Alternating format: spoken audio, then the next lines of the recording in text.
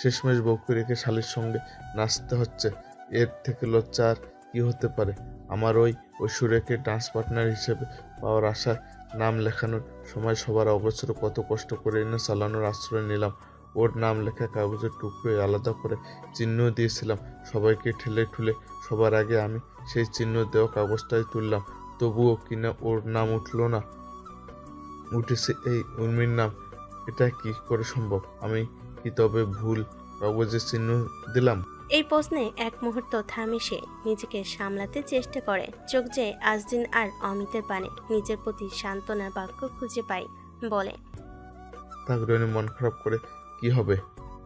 এই তো দেখ না, অমিত ভাইও তো আজরিনের সঙ্গে ডান্স করার স্বপ্ন দেখছিল, সে তো পেল না। তাহলে তুই কেন এত মন খারাপ করছিস? তবু তার দৃষ্টি ফিরে আবার স্থির হয়ে যায় ঐশী আর লোহানের পানে। ঠিক তখনই উর্মি আচমকা তার পায়ে সজোরে পা দেয়, আর তাতে রনি চেঁচিয়ে উঠতে যাবে, তার আগে উর্মি হাত দিয়ে তার মুখ চেপে ধরে। রনি বিরক্ত হয়ে হাত সরিয়ে নেয়, বিরক্ত কণ্ঠে বলে ওঠে, শালি, এভাবে কেউ পা দেয়? আমার তো আত্মাটা বেরিয়ে যাচ্ছিল, তার উপর আবার মুখ চেপে ধরলি। শুধু শালি বলে আজ তুই বেঁচে গেলি রে। উর্মির চোখ বড় হয়ে যায়, বলে ওঠে, না। শালি, আপনি আমাকে গালি দিলেন, তার উপর তুই তুকারি করছেন। এই, তোকে তুই করে বলবো না তো আপনি করে সম্বোধন করব? আর আমি তোকে গালি দিলাম কখন রে? আপনি আমাকে শালি বলেননি। তাতে গালি হলো কি করে? গালি না। না। আপনি আমার সঙ্গে এভাবে কথা বলতে পারেন না। কেন পারি না? 100 বার পারি। আর 100 বার তোকে শালি বলে ডাকতেও পারি। তালে তালে তাদের তর্ক চলতে থাকে। আপনি লিমিট ক্রস করছেন, তুই তুকারি করবেন না বলে দিলাম। কেন রে, তোর মনে হয় না শালি দুলাভাইয়ের সম্পর্কটা তুই তুকারি সম্পর্ক হওয়া উচিত? কে আমার তুলা ভাই? তোর বোনকে জিজ্ঞেস করিস। উর্মি ঠোঁট নাড়িয়ে ফিস ফিস করে নিজের মধ্যে বলতে লাগে, নাকে তেল দিয়ে ঘুমান আর স্বপ্নে আমার বোনকে বিয়ে করে আমাকে শালি ডাকেন। এমন ভিতুরাম ভ্যাবলা ছেলে হবে নাকি এই উর্মির তুলা ভাই? তার বলা কথাগুলো স্পষ্ট শুনতে না পেলেও তার মুখের ভাব দেখে রনি প্রশ্ন করে বসে, এই তুই ফিসফিস করে কি গালি দিচ্ছিস আমায়? আমি কেন আপনাকে গালি দিতে যাব ভিতুরাম? নিজের মতো অভদ্র ভাবুন নাকি? বলছি, তর্ক না করে মনোযোগ দিয়ে নাচুন। আগে তো আমি আপনার পায়ে পা দিলাম, এবার না হলে আপনি আমার পায়ে পা দিবেন। মশা আমি, আর হাতির পায়ে নিচে পড়লে আমার মৃত্যু অনিবার্য। মশা তুই? তবে ভুল বলস নাই, কারণ তুই মশার মতোই ভনভন করে আমার মাথা খাচ্ছিস। ঝগড়া করবেন না। তুই চুগলায় কথা না বললেই চলবে। চুপ করুন। কটাক্ষ হাসি হেসে রনি বলে, কথা বলাই বেকার। আপনার সাথে এদিকে তো অমিত নাচছে মিলির সঙ্গে, কিন্তু তার সমস্ত অভিনিবেশন আজরিনের পানে। বহুবার চোখাচোখি হয় দুজনের। অমিতের চোখে জমে আছে বলতে চাওয়া হাজারো কথা, অথচ বলতে না পারা তার নির্বিকার ঠোঁট। তবে আজরিন দৃষ্টি যতই অমিত পানে গিয়েছে, সে ততই তার দৃষ্টি সরিয়ে নিয়েছে। এভাবে নাচের এক পর্যায়ে যখন ঘূর্ণিমান অংশ আসে, তার আংশিক এক অপ্রত্যাশিত ঘূর্ণিতে আজরিনের অজান্তেই অমিতের চালাকিতে সে এসে পড়ে অমিতের বুকে, আর মিলিকে পাঠিয়ে দেয় রাহাতের কাছে। বদলে যায় মিলি আজরিনের অবস্থান। আজরিন বিস্মিত চেহারায় মাথা তোলে, কিন্তু নাচের ধাপ থামে না। অমিত স্থির চোখে তাকিয়ে আছে আজরিনের পানে। তার এক হাত আজরিনের কোমরে, আরেক হাত উঁচু, আজরিনের হাত শক্ত করে ধরা। এবার নাচের ধাপের সঙ্গে ধীরে ধীরে আজরিনকে ঘুরিয়ে দেয় সে। আজরিনের পিঠ এসে ঠেকে তার গায়ে। আজরিনও তখনও বিস্ময়ের ঘোরে স্থির। অমিত ঠোঁট নাড়িয়ে আজরিনের কানের কাছে ফিস ফিস করে বলে, বউ, তুমি ভাবলে কি করে তুমি অন্য কারোর সঙ্গে নাচবে, তাও আমার চোখের সামনে, আর আমি সেটা চুপচাপ দেখে যাব? বউ হও তুমি আমার বউ, তোমায় শুধু আমার সঙ্গেই মানায়, যে কোনো পরিস্থিতিতেই হোক না কেন। চিৎকারের হাসি হাসে আজরিন। বউ হাসালে। তবে হ্যাঁ, একসময় আমি আপনার কাগজের বউ ছিলাম, কিন্তু এখন সেটাও নেই। তাই আপনার কোনো অধিকার নেই আমায় বউ বলে সম্বোধন করার। এই এক কথা আর কতবার বলবো? বারবার কেন অধিকারের প্রশ্ন তোলো? তুমি একটা কথা হয়তো শুনোনি, অধিকার কেউ কাউকে দেয় না, অধিকার আদায় করে নিতে হয়। বলে। আপনার সাথে কথা বললে কথাই বাড়বে, তাই আমি কোনো কথা বলতে চাই না। এদিকে রনি তো এতক্ষণ আজদিন অমিতকে দেখে নিজেকে কিছুটা শান্ত করেছে, অন্তরকে শান্তি দিয়েছে। তবে যখন থেকে সে অমিতের কাণ্ডটা দেখে ছলনার আশ্রয় নিয়ে আজদিনকে নিজের কাছে টেনে নাও, সেটা এখন তার সেই সামান্য শান্তিটুকু উধাও করে দেয়। সে দাঁতে দাঁত চেপে নিজেকে বলে, না না, আমাকে ভাইয়ের মতোই কিছু একটা করতে হবে। লুহানের সঙ্গে পাঙ্গা নিয়ে যে করেই হোক আমার ঐশ্বর্যকে আমার বুকে টেনে নিতেই হবে। ঠিক তখনই আবার নাচের সেই ঘূর্ণীয়মান অংশ হয়। রনি সেই সুযোগের অপেক্ষাতেই ছিল। আশঙ্কিক চাপাস্বরে সে বলে ওঠে, জয় বাংলা। এই বলে সে উর্মিকে ঠেলে দেয় লুহানের পানে। কিন্তু ভাগ্যের কি নির্মম পরিহাস, উর্মি লুহানের পানে না গিয়ে পিছলে সোজা ধপাস করে পড়ে যায় মেঝেতে। চারপাশে কেঁপে ওঠে তার চিৎকার। মরে গেলাম রে, আমায় আলুর ভর্তা বানিয়ে দিল রে। একই সঙ্গে আরেক বিপর্যয়। রনি ঘূর্ণির ভেতর ঐশীর হাত ধরে টান দিতে গিয়ে ভুল করে লোহানের হাত ধরে ফেলে। সমান সমান শক্তির টানে দুজন ছিটকে এসে একেবারে মুখোমুখি ঠাস। শব্দে মাথায় সজোরে বাড়ি লাগে। এদিকে উর্মি পড়ে যেতে নাচ থেমে যায়। সবাই ছুটে আসে তার কাছে। রাহাত, রামিম, ঐশী, মিলি সবাই তাকে ঘিরে ধরে। ছোট বোনটাকে মেঝেতে পড়ে থাকতে দেখে সবার মুখে উদ্বেগ। রাত ব্যস্ত কণ্ঠে বলে ওঠে, বোন, তোর কিছু হয় নাই তো? উর্মি ব্যঙ্গাত্মক ভঙ্গিতে মুখ বাঁকিয়ে বলে, রাত না, হবে কেন? আমি তো মেঝেতে না, মনে হয় তোমার কোলে এসে পড়েছি। কোথায় লেগেছে তোর? আরো কাছে ঝুঁকে জিজ্ঞেস করে। উর্মি তখন রনি পানে আঙ্গুল তুলে কাঁদো কাঁদো মুখে বলে, আমার কোথায় লেগেছে সেটা না জিজ্ঞেস করে ওই লোকটাকে লাগিয়ে দাও কয়েকটা। উনি ইচ্ছে করে আমায় ফেলে দিয়েছেন। রনি খেপে বলে ওঠে, আমি তোকে ইচ্ছে করে ফেলেছি। তো আমি নিজে পড়েছি? না হলে কি? তুই হয়তো নিজেকে পরিভাবে উড়াল দিতে গিয়ে পড়ে গেছিস আর দোষ দিচ্ছিস আমার ঘরে। উর্মির চোখ বড় হয়ে যায়, বলে ওঠে, মিথ্যে কেন বলছেন? আপনি আমায় ইচ্ছে করে ফেলেছেন। রনি মুখ খুলে আরো কিছু বলতে যাবে, ঠিক তখনই অমিত এসে তার কাঁধে হাত রাখে গম্ভীর কণ্ঠে, রনি, এ কোন ধরনের ব্যবহার? ও তোর ছোট মানলাম, তাই বলে তুই ওর সঙ্গে তুই টোকারি ভাষায় কথা বলবি? রনি বিরক্ত গলায় বলে, ভাই তুমিও। ও পড়ে ব্যথা পেয়েছে, ওকে বলতে দে। রনি নিজের কপালে হাত দিয়ে বলে, আমিও তো ব্যথা পেয়েছি, আমারও তো লুহানের মাথার সঙ্গে মাথা লেগে মাথাটাই গেছে। উর্মি সঙ্গে সঙ্গে বলে ওঠে, ওনাকে দ্রুত পাবনায় নিয়ে যান। দেখছেন, নিজের মুখেই বলছে ওনার মাথা গেছে। আমার তো ওনার জন্য শুধু কোমরটা গেছে। একটু পর দেখবেন উনি গণহত্যা চালিয়ে দিয়েছে। মুহূর্তে জায়গাটাকে কবরস্থান বানিয়ে ফেলবেন। নরপিশাচ একটা। তোকে তো রনি দাঁতে দাঁত চেপে বলে। রনি, অমিতের ধমক দিয়ে ওঠে। এই তোর কোন রূপ? ব্যবহার এমন কেন? রনি সঙ্গে সঙ্গে চুপসে যায়, নিচু স্বরে বলে। ব্যবহারের দোষ না ভাই, মাথা গরম। এদিকে রাহাত গম্ভীর স্বরে উর্মিকে বলে ওঠে, চুপ কর বোন, আর একটা কথাও না। এভাবে কেউ কথা বলে? তারপর রাহাত সাবধানে উর্মিকে কোলে তুলে নেয়। হট্টগোল ধীরে ধীরে থামে, বাজনা সুর সব এখানেই থেমে যায়। পরের দিন বিয়ের দিন। চারপাশে আনন্দের হইচই, বরপক্ষের লোকজন এসে গেছে। রাত যতই হোক না কেন, রনি আর অমিত আগের রাতে বাড়ি ফিরে গিয়েছিল। আজ তারা এসেছে লোহানের পক্ষ থেকে নয়, বরং এবার রাহাতকে খুশি করতে বরপক্ষ হিসাবে। বিয়ের সব নিয়ম প্রায় শেষ, খাওয়া দাওয়া শেষের পথে। এখন চলছে বরকনে পারিবারিক ছবি তোলা। সাজানো মঞ্চে বরকনে বসে আছে, দুপাশে দাঁড়িয়ে আছে ঐশী আর উর্মি। দুজনের পরনেই শাড়ি, দুজনকে বেশ মানিয়েছে। কিছুটা দূরে রনি ছোট্ট অরিনকে কোলে করে দাঁড়িয়ে আছে, পাশে দাঁড়িয়ে আছে আজরিন। অমিতকে আশপাশ কোথাও দেখা যাচ্ছে না। এদিকে রনি দূর থেকে চোখ সরাতে পারছে না ঐশীর পান থেকে। হালকা হাসি মাখা মুখে আজরিনকে এবার বলেই বসে, দেখছিস আজরিন, তোর ভাবিকে কেমন পরিমতো লাগছে? আজরিন বরকনের পান থেকে চোখ সরিয়ে রনির পানে তাকাই, বলে, কাকে? ঐশীকে? রনি তখনও ঐশীর পানে তাকিয়ে মুখে হালকা হাসি বলে, ও ঐশ্বরী না, ও আমার ঐশ্বরিয়া। আজদিন ভুরুজোড়া কুচকে বলে। ভাই, তোমার এগুলো চোখ নাকি দেয়ালের ফুটো? রনি এবার ঘাড় ঘুরিয়ে তাকায় আজদিনের পানে, ভুরু কুচকে বলে, মানে? ভালো করে দেখো, দরকার হলে চশমা পরো। ঐশীর থেকেও উর্মিকে দেখতে বেশি ভালো লাগছে। রনি গম্ভীর স্বরে বলে ওঠে। কারো পানে তাকানোর সময় নেই আমার। তোর কাছে আমার ঐশ্বর্যকে কেমন লাগে সেটা জেনে আমার কাজ নেই। সরি, আমি ওকে ভালোবাসি। ও যদি পৃথিবীর সবচেয়ে নিকৃষ্ট মানুষও হয়, তবুও আমি ওর কাছেই সেরা। আমার চোখ আর কাউকে দেখেনি, দেখতেও চায় না।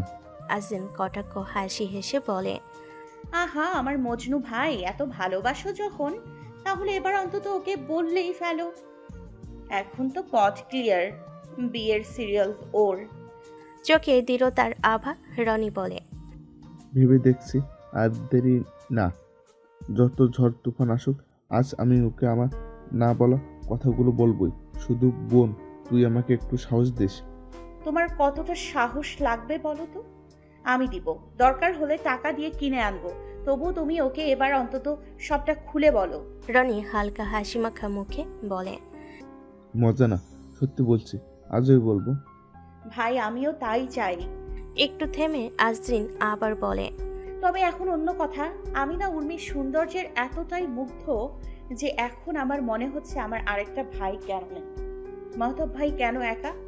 আজদিনের কথা শেষ হওয়ার আগেই রনি বলে ওঠে। কেন, আমি তো আরেকটা ভাই না? আজদিনের চেহারাটায় বিরক্তি মিশিয়ে বলে, আইসে, আমার কথা তো শেষ করতে দিবে না। আচ্ছা বল বল। আমি বলতে চাচ্ছি, আমার আরেকটা ভাই থাকলে আমি উর্মিকে তার বউ বানাতাম। আমার ভাই রাজি না থাকলেও নিজে দাঁড়িয়ে থেকে জোর করে ওদের বিয়ে দিতাম। আর আমি যদি ছেলে হতাম তাহলে তো আর কথাই নাই, ওকে নিয়ে এক্ষুনি পালাতাম। ঠিক তখনই পেছন থেকে খুব কোমল কিন্তু স্পষ্ট পুরুষ কণ্ঠ শোনা যায়। আমি তো রেডি, চল পালাই। আজিন ভীত সন্ত্রস্ত হয়ে ডান দিকে একবার তাকাই, তারপর বাঁ দিকে দেখে বাম দিকে পিছনে অমিত দাঁড়িয়ে। আপনি? মলিন স্বরে আজদিন বলে। অমিত আজদিনের কথার কোনো জবাব না দিয়ে শুধু একবার রনি পানে তাকায়। সে দৃষ্টিতেই রনি যেন বুঝে নেই অমিত তাকে কি বলছে। সে অরিনকে কোলে নিয়ে সরে যায়। অমিত নিচু স্বরে এবার আজদিনকে বলে, শোন বউ, এটা আমাদের বাড়ি না, আর সমাজটাও আমাদের খুব চেনা না, তাই এইভাবে একা রনির সঙ্গে দাঁড়িয়ে আর কথা বলবে না, ওকে? আজদিন অবাক চোখে তাকাই, বলে, আপনি কি বলতে চাচ্ছেন? তো বলছি, মানুষজন তোমাদের একসঙ্গে দাঁড়িয়ে থাকতে দেখে কানা ঘুষা করছে। তো মানে? অমিত একটু গলা চড়িয়ে ফেলে, তারপর চারপাশ দেখে নিজেকে সামলে নেয়। স্বরমলিন করে বলে, কিছু মানুষ ভাবছে তুমি আর রনি। আজরিন অমিতের অপূর্ণ বাক্যের মানে বুঝে নেয়। সে শান্ত কিন্তু দৃঢ় স্বরে বলে, মানুষ কি ভাবছে কি বলছে তাতে আমার কিছু যায় আসে না। ওরা তো না জেনে বলছে, কিন্তু আপনি আপনি কি করে সবটা জেনেও এমন ভাবে কথা বলছেন? আপনি ভালো করেই জানেন রনি ভাইয়া আমার কাছে কি। আর বাই দ্য ওয়ে, এই যে এখন আপনি আমার সঙ্গে দাঁড়িয়ে কথা বলছেন, এতে কি মানুষ কিছু ভাবছে না? নিশ্চয়ই আমাদের নিয়েও কানাঘুষা করছেন। এ বলে অমিত থেকে একটু এগিয়ে আসে আজদিন, আরও বলে, দূরে থাকুন, কাছে আসার অজুহাত খুঁজবেন না। এ কথা বলেই আজদিন রনির হেঁটে যাওয়ার পথে পা বাড়ায়। অমিত ডাকতে গিয়েও থেমে যায়।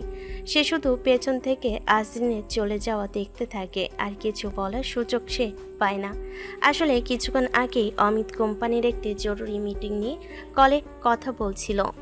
তার পাশেই কয়েক হাত দূরে দাঁড়িয়েছিল দুজন মধ্যবয়সী মহিলা। দূর থেকে অরিনকে কোলে নেওয়া রনি আর পাশে দাঁড়িয়ে থাকা আজরিনকে দেখে একজন বলে ওঠে, বাচ্চা কোলে ছেলেটা আর মেয়েটা দুজনকে তো কাপলই মনে হচ্ছে। আগে কখনো দেখিনি, খুব মিষ্টি লাগছে ওদের। এই বয়সে একটা বাচ্চাও আছে, সত্যি তাকে থাকার মতো।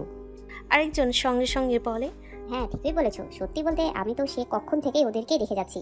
দেখো না কত সুখী লাগছে ওদেরকে। আর বাচ্চাটাকে দেখেছো কি মিষ্টি। একদম। তাদের এসব কথা অমিতের কানে আসতে সে আর নিজেকে সামলাতে পারে না। সে সোজা গিয়ে দাঁড়ায় মহিলাদের সামনে, গম্ভীর স্বরে বলে ওঠে, এভাবে কাউকে না চিনে তোদের সম্পর্কে কি মন্তব্য করা ঠিক?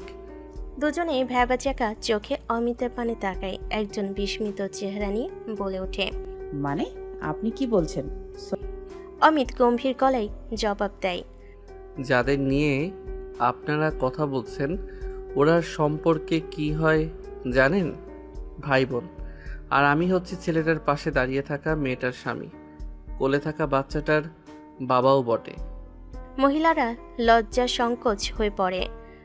একজন বিনয়ের সঙ্গে বলে, সরি বাবা, আমরা বুঝতে পারিনি। আরেকজন বলে। হ্যাঁ বাবা, সত্যি আমরা মন থেকে সরি।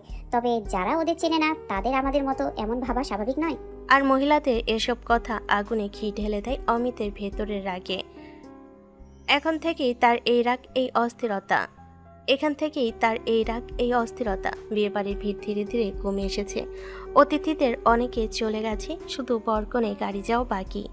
এই ফাঁকে রনি সুযোগ খুঁজছিল ঐশীকে তার না বলা কথাগুলো আজই বলতে। এদিকে ঐশী একা দাঁড়িয়ে ছাদের একপাশে মোবাইলে কথা বলছে। চারপাশে তেমন একটা মানুষজন নেই।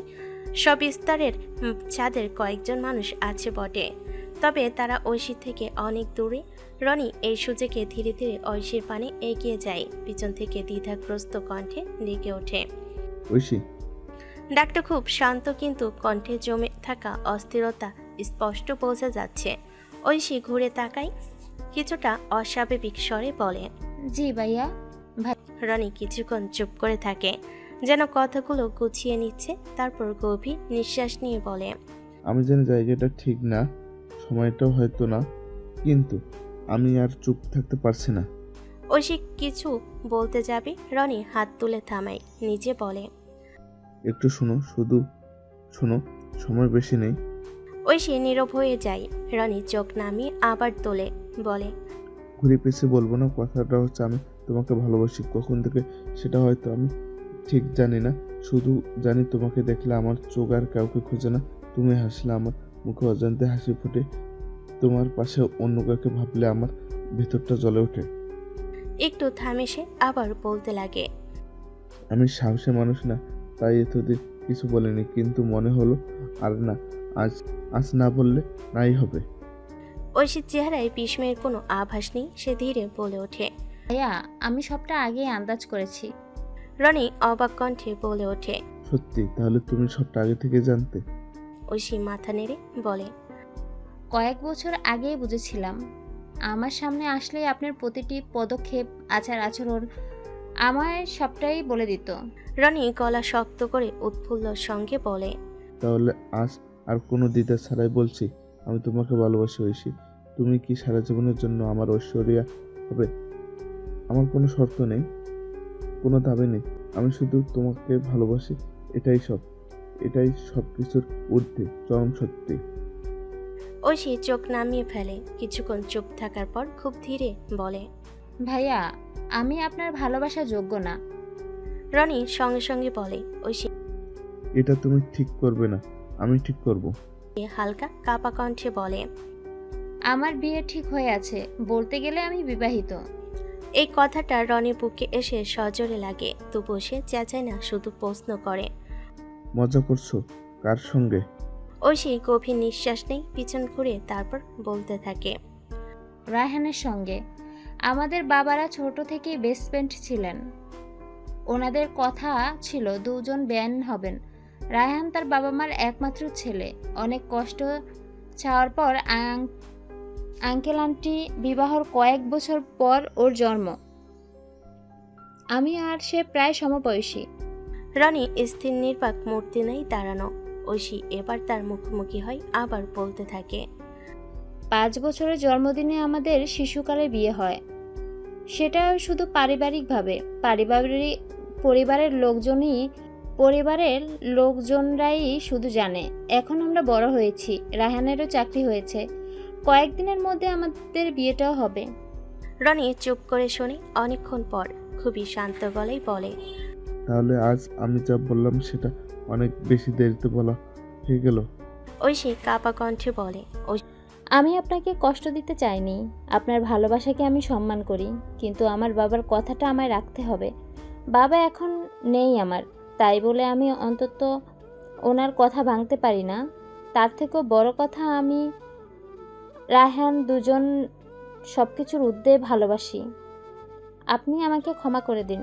সেই কথা শেষ হয়, কিন্তু রনি কিছুক্ষণ চুপ করে থাকে, এতটাই নীরব যে ঐশী নিজের অস্বস্তিতে পড়ে যায় আর বলে ওঠে।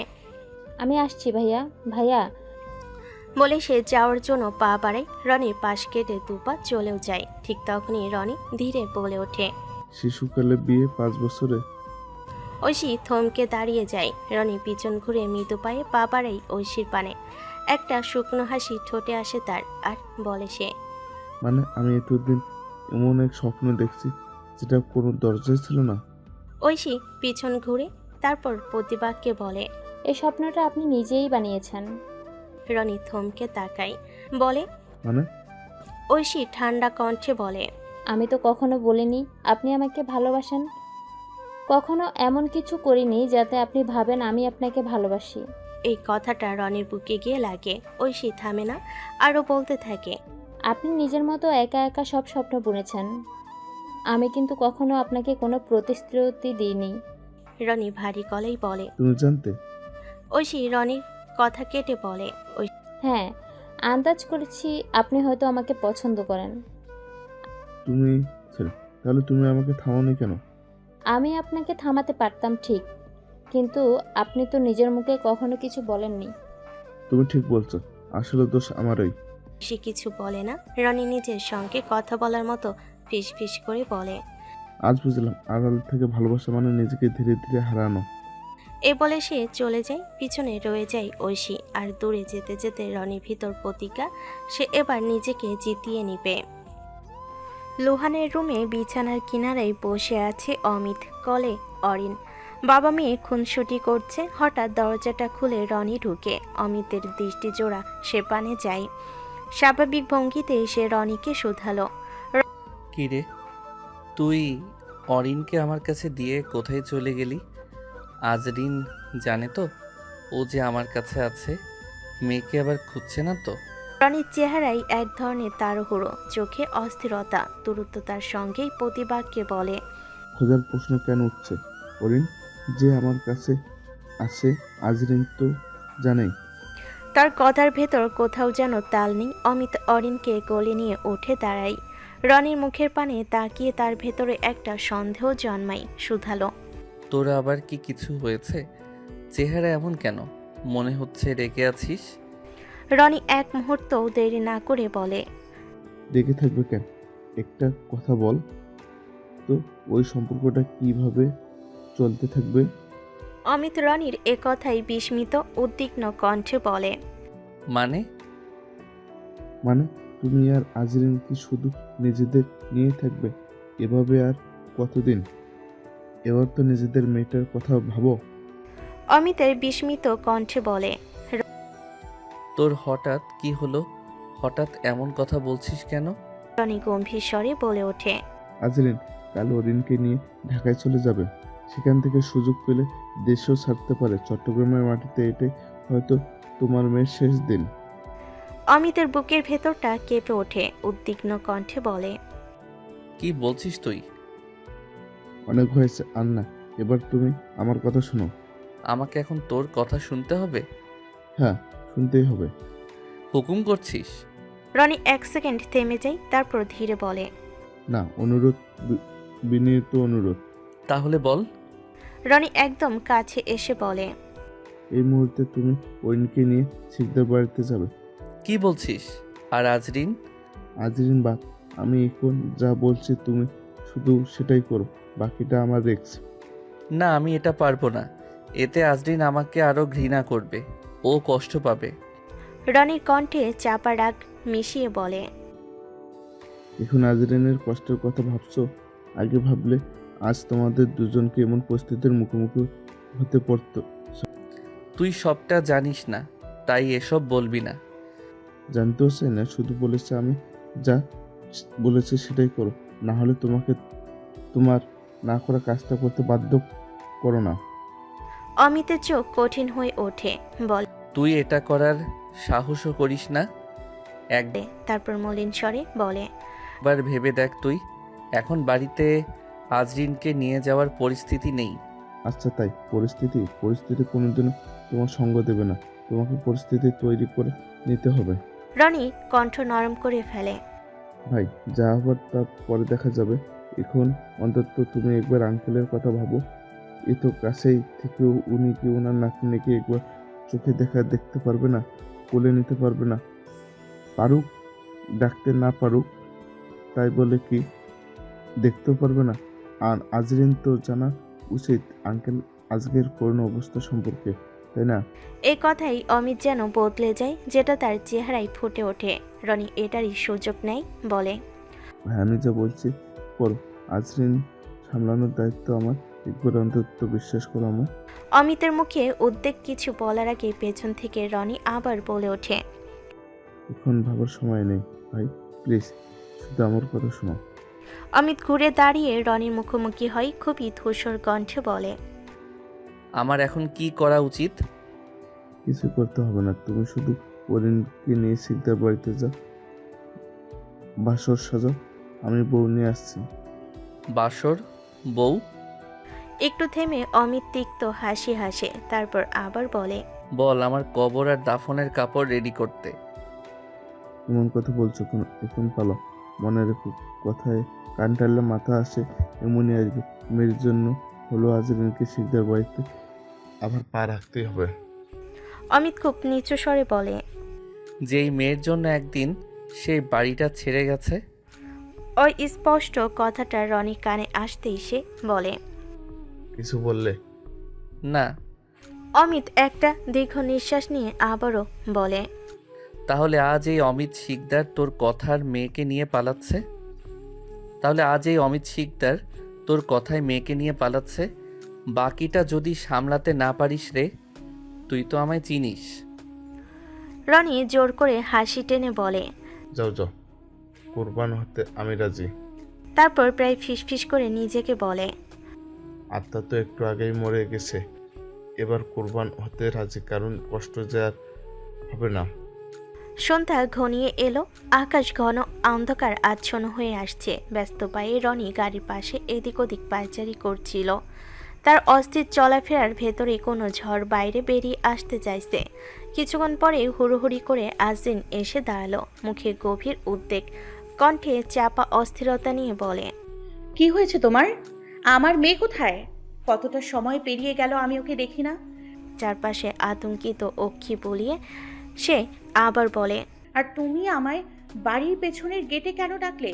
কথা শেষ হতে না হতেই আজদিন ছুটে গেল গাড়ির কাছে, ড্রাইভিং সিটের খোলা জানালা দিয়ে উকি দেয় আর বিস্মিত কণ্ঠে বলে, কই আমার মেয়ে? গাড়িতেও তো নেই। রনি নির্বিকার, তার চোখে মুখে এমন এক নিশ্চুপ ভাব, মনে হচ্ছে তার ভেতরে ভয়ঙ্কর কোনো রহস্য লুকিয়ে আছে। আজিন এবার চেঁচিয়ে ওঠে, কথা বলছো না কেন? আমার মেয়ে কোথায়? এক মুহূর্ত থেমে ভেবে ভয় মিশ্রিত সন্দেহের স্বরে সে আবার বলে, এই তুমি আবার আমার মেয়েকে ওনার কাছে দিয়ে রাখোনি তো? রনি কাঁধে ধাক্কা দিয়ে আজরিন এবার প্রায় গর্জে উঠে বলে, কি হলো? কি চলছে তোমার মাথার ভেতর বলো তো? এই প্রথম রনি মুখ খুলল, কঠিন শীতলতা মিশ্রিত কণ্ঠে সে বলে, চুপ করবি? মেয়ের সাথে দেখা করতে চাইলে গাড়িতে উঠ। গাড়িতে উঠবো মানে? আমার মেয়ে কোথায়? আজরিন ভিতর। চুপচাপ গাড়িতে বস। মানে কি? গাড়িতে বসবো না আমি? হঠাৎ রনির চোখে আগুন জ্বলে ওঠে, বজ্র কণ্ঠে সে বলে ওঠে, বসবি, আমার হাতে বেশি সময় নেই। রনির চেহারায় এমন রাগ যেটা তার মুখের রেখা পাল্টে দিয়েছে, কণ্ঠে এমন অচেনা গর্জন যেটা আজরিন আর কোনোদিন দেখেনি। আজরিন কিছুটা দমে যায় একটু সময়, তারপর ধূসর স্বরে বলে, কি হয়েছে তোমার ভাইয়া? এ কোন রূপ তোমার? প্রশ্ন করবি নাকি গাড়িতে গিয়ে বসবি? না, বসবো না। আগে বলো আমার মেয়ে কোথায়? রনির জবাব নেই। হঠাৎ সে আজরিনের হাত শক্ত করে চেপে ধরে, তারপর দৃঢ় পা ফেলে আজরিনকে টেনে নিয়ে যায় সামনের সিটের অপর পাশে দরজার কাছে। দরজা খুলে প্রায় ঠেলে তাকে বসিয়ে দেয়। আজরিন নির্বাক দৃষ্টিতে তাকিয়ে থাকে রনির পানে, হয়তো ভাবে এই মানুষটা কি সত্যি তার চেনা রনি। এবার রনি এসে ড্রাইভিং সিটে বসে সিট বেল্ট লাগায়, ইঞ্জিন স্টার্ট দেয়। চাকা ঘুরতে আজরিন আতঙ্কে বলে ওঠে, তুমি কোথায় নিয়ে যাচ্ছ আমায়? গাড়ি থামাও। রনির প্রতিবাক্য নেই, সে সামনের পানে তাকিয়ে গাড়ি চালাতে থাকে, কিন্তু আজরিন কণ্ঠে এবার হুমকির চেষ্টা। ভাই গাড়ি থামাতে বলছি, ভালো হবে না কিন্তু। তোমার আমার ইচ্ছার ওপর এই জোর জবরদস্তি এসব যদি ওনার কানে যায়